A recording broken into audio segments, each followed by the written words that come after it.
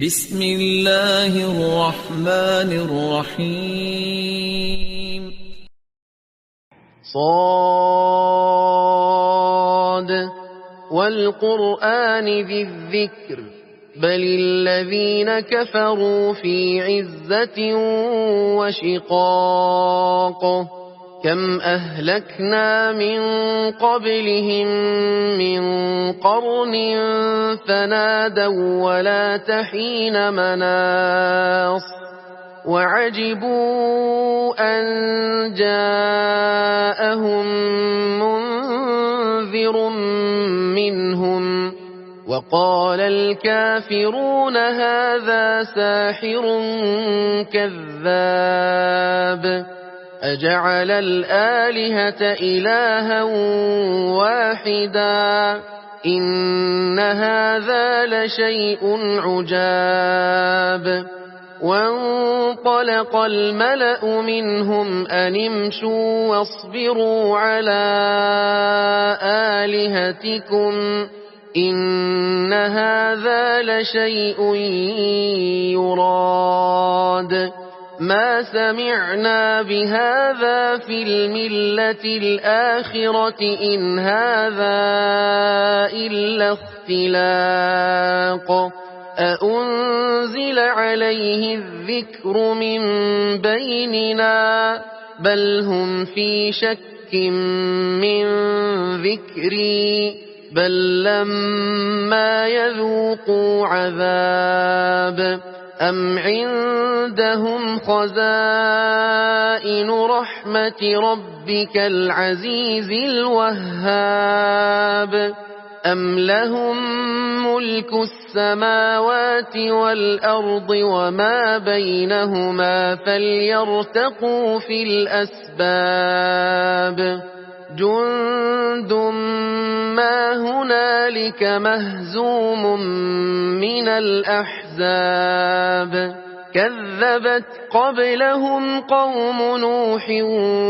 وعاد وفرعون ذو الأوتاد وثمود وقوم لوط وأصحاب الأيكة أولئك الأحزاب إن كل إلا كذب الرسل فحق عقاب وما ينظر هؤلاء إلا صيحة واحدة ما لها من فواق وقالوا ربنا عجل لنا قطنا قبل يوم الحساب اصبر على ما يقولون واذكر عبدنا داود ذا الأيد إنه أواب إنا سخرنا الجبال معه يسبحن بالعشي والإشراق والطير محشورة كل له أواب وشددنا ملكه وآتيناه الحكمة وفصل الخطاب وهل أتاك نبأ الخصم إذ تسوروا المحراب إذ دخلوا على داود ففزع منهم قالوا لا تخف خصمان بغى بعضنا على بعض فاحكم بيننا بالحق ولا تشطط واهدنا إلى سواء الصراط إن هذا أخي له 99 نعجة ولي نعجة واحدة فقال أكفلنيها وعزني في الخطاب قال لقد ظلمك بسؤال نعجتك إلى نعاجه وإن كثيرا من الخلطاء ليبغي بعضهم على بعض إلا الذين آمنوا وعملوا الصالحات وقليل ما هم. وظن داود أنما فتناه فاستغفر ربه وخر راكعا وأناب فغفرنا له ذلك وإن له عندنا لزلفى وحسن مآب. يا داود إنا جعلناك خليفة في الأرض فاحكم بين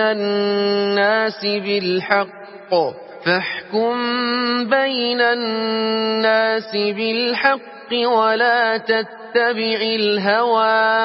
ولا تتبع الهوى فيضلك عن سبيل الله. إن الذين يضلون عن سبيل الله لهم عذاب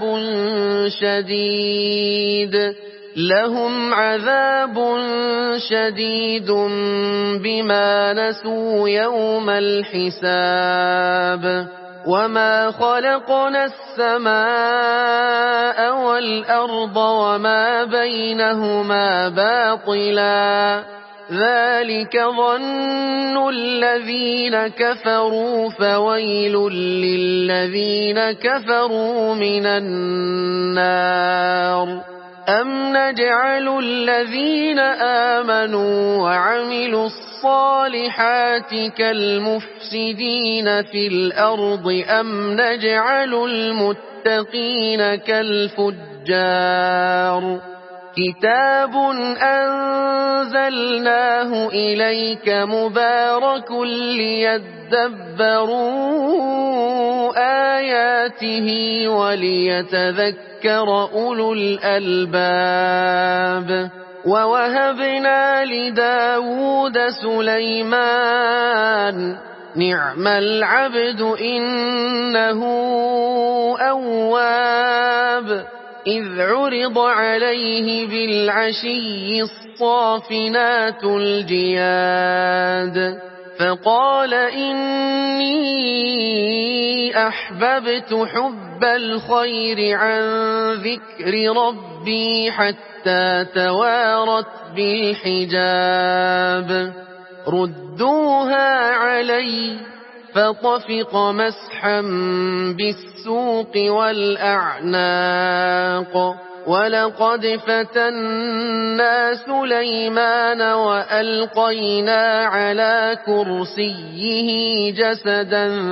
ثم أناب. قال رب اغفر لي وهب لي ملكا لا ينبغي لأحد من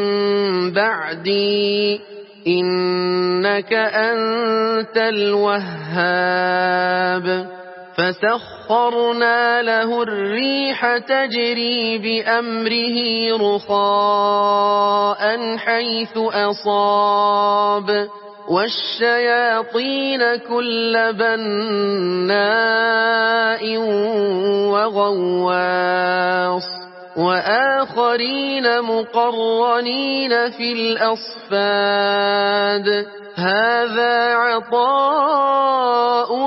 فامنن أو أمسك بغير حساب وإن له عندنا لزلفى وحسن مآب. واذكر عبدنا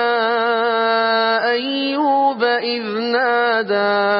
إذ نادى ربه أني مسني الشيطان بنصب وعذاب.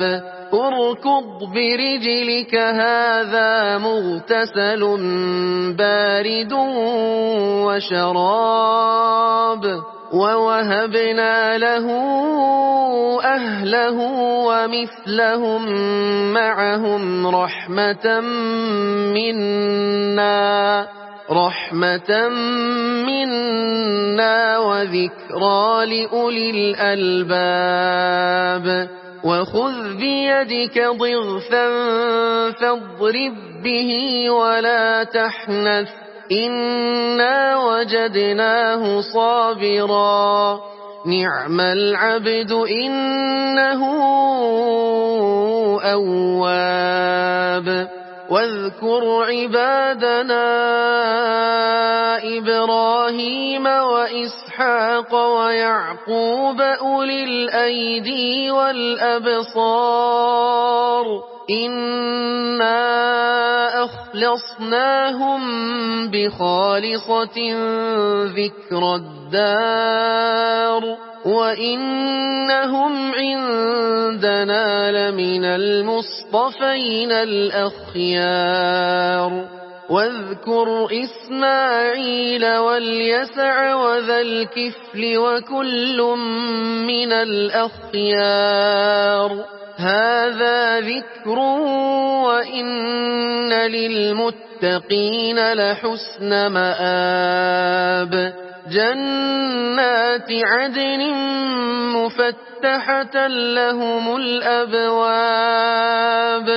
متكئين فيها يدعون فيها بفاكهة كثيرة وشراب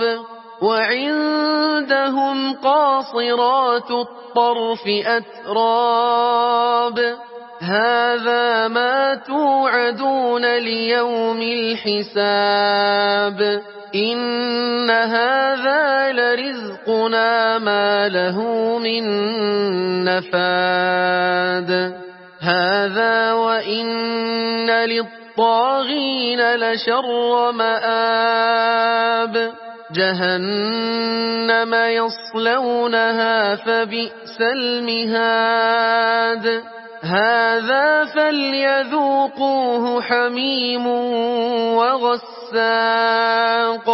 وآخر من شكله أزواج هذا فوج مقتحم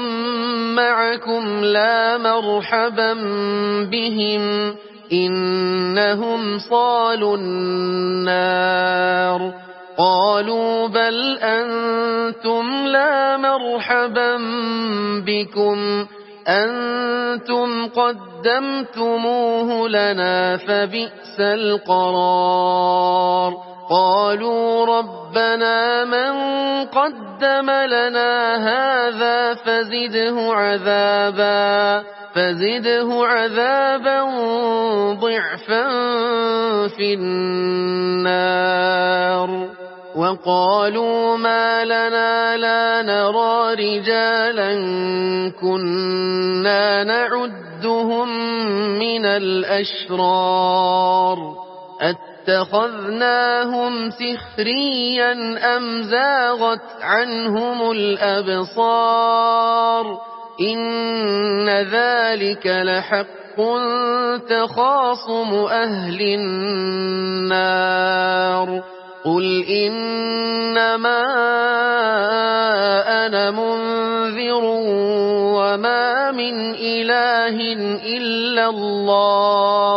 وما من إله إلا الله الواحد القهار رب السماوات والأرض وما بينهما العزيز الغفار قل هو نبأ عظيم أنتم عنه معرضون ما كان لي من علم بالملأ الأعلى إذ يختصمون إن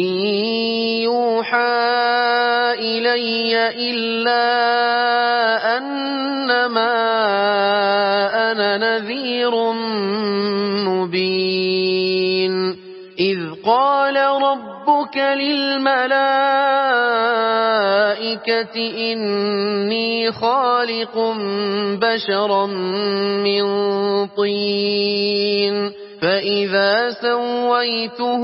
ونفخت فيه من روحي فقعوا له ساجدين فسجد الملائكة كلهم أجمعون إلا إبليس استكبر وكان من الكافرين قال يا إبليس ما منعك أن تسجد لما خلقت بيدي أستكبرت أم كنت من العالين قال أنا خير منه خلقتني من نار وخلقته من طين قال فاخرج منها فإنك رجيم وإن عليك لعنتي إلى يوم الدين قال رب فأنظرني إلى يوم يبعثون قال فإنك من المنظرين إلى يوم الوقت المعلوم قال فبعزتك لأغوينهم أجمعين إلا عبادك منهم المخلصين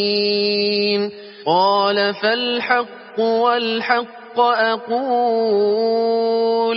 لأملأن جهنم منك وممن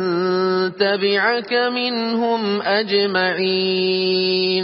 قل ما أسألكم عليه من أجر وما أنا من المتكلفين إن هو إلا ذكر للعالمين ولتعلمن نبأه بعد حين